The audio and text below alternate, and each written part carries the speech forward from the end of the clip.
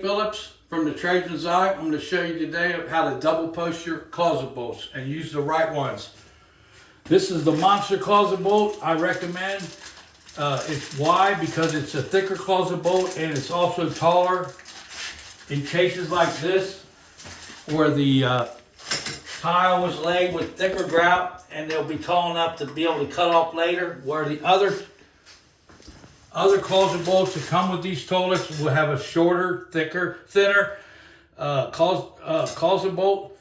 And then you always want to use, then this brand comes with 2 nuts and 2 washers. You know, you're going to always, this is a process called double posting your closet bolts, okay, so that the closet bolt won't spin when you're tightening it down later. And if you pull this toilet up later, it'll stay there and it won't wobble around like they do. You ever took a toilet off, an old one, and you can't get it off because you didn't double post? This is how you do it.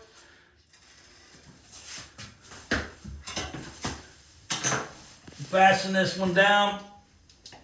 I'm not gonna. And you fasten it down to the flange. Both of them, you tighten it up real good and tight, perfectly symmetric, perfectly the same distance as wall, hopefully 12.5 inches on a 12-inch rough toilet. Okay, that's the benefit of using a double post method of installing your closet bolts.